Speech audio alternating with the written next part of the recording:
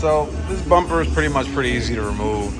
It's like the temp gens. The only thing is that you got to disconnect this main harness here, because this has the park assist sensors, and you got the fog lights, which are over here.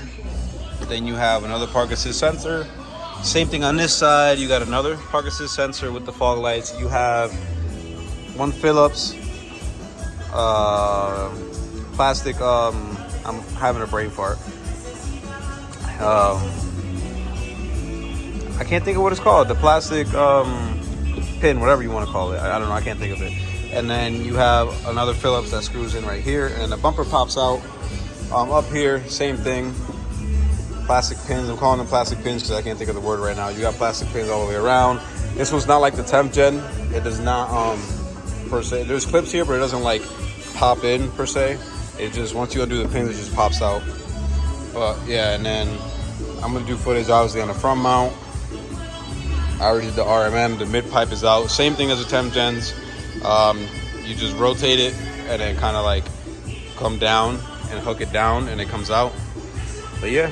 So the intercooler is pretty self-explanatory. You obviously already explained how to remove the front bumper. You remove these two brackets up top with a 10 mil, one here, one here. Obviously you remove the two 12s for the charge pipe. Biggest thing that I'm probably gonna see, I wanna see if the PRL kit comes with this resonator delete, or if I gotta use it still. But this, once you undo the brackets, it should just go like that and out. The top brackets, you don't have to loosen this bottom support here.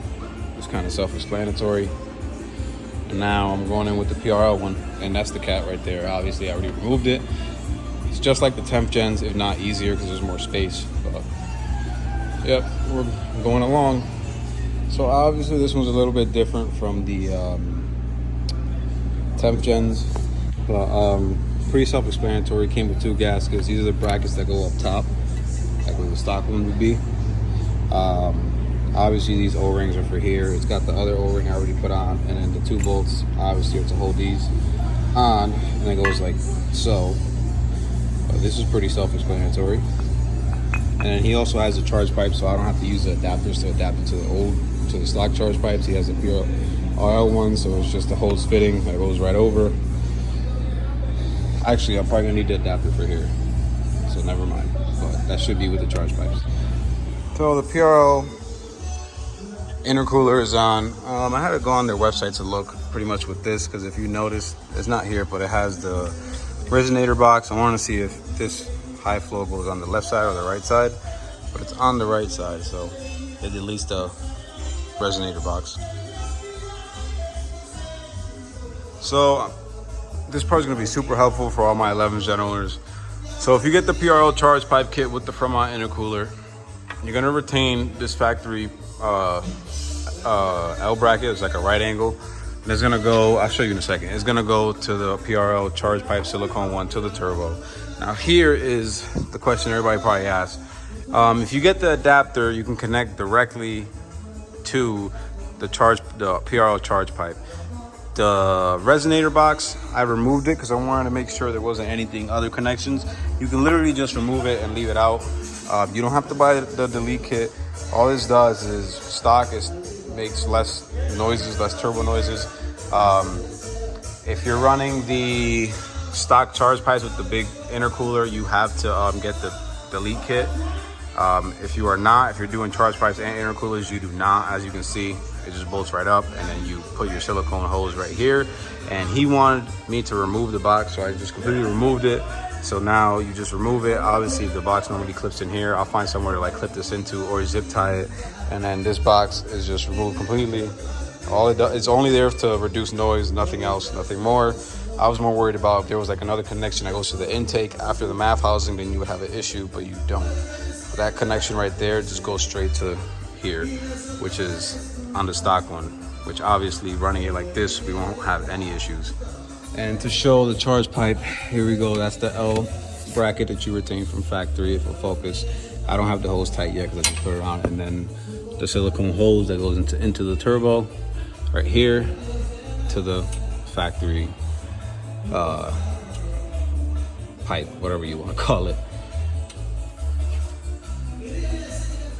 So right now, as you can see, I got the cat out. I got the mid pipe out. PRL turbo side, hot side charge pipe is in.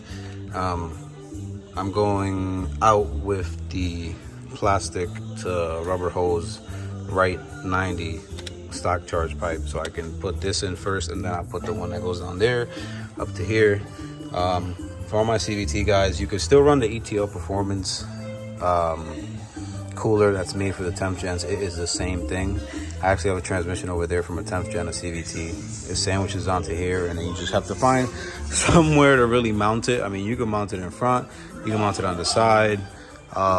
This one doesn't have the front radar that I can see, because I know on the normally ETL tells you to put it here, but on the 10th gen I did, they had the radar right there, so I mounted it right here behind the front grille. But as you can see, this, let me walk over here, this is an 11th gen. Where's the transmission that I replaced? Right here. It's the same, it doesn't have the cooler, but it's the same thing right here. So you can use that CVT cooler, which eventually I told him about it. He's gonna end up doing it. So I'll probably make a video out of that too. So here's the stock charge pipe. It's pretty easy to undo. Actually, I feel like it's kind of easier than the 10th gen, just because it comes up higher, well, shorter, I guess. But you undo these two 10s, undo the hose clamp here. The bracket for the heater core hoses are on the charge pipe itself. The 10th gen is on the cylinder head on the side. This one is just a 10 right there. You undo it, and then obviously I got to swap over the sensors. But besides that, it's pretty much self-explanatory. And then you kind of push it back, and then you kind of twist and do like this motion, and it'll come out.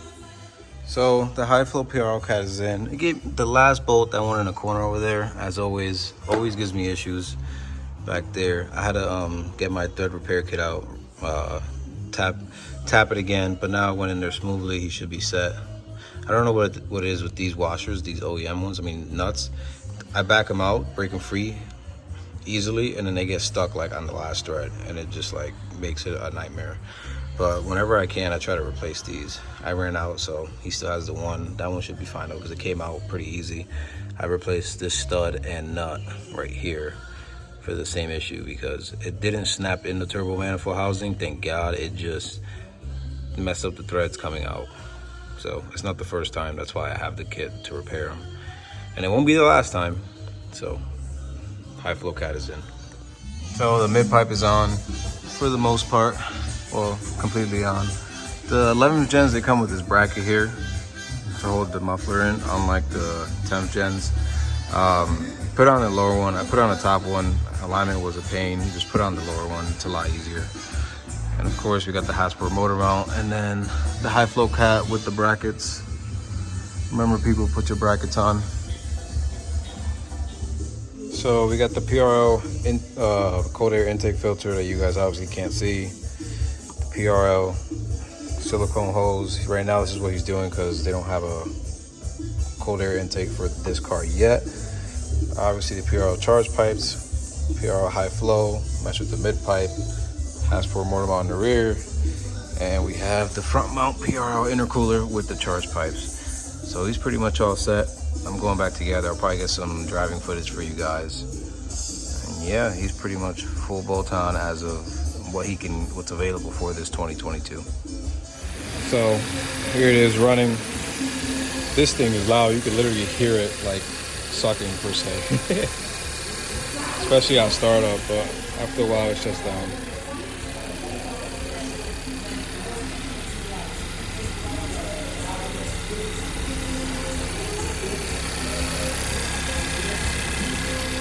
So the car is pretty much done. We just drove it. It drives nice, it's a lot more torquey.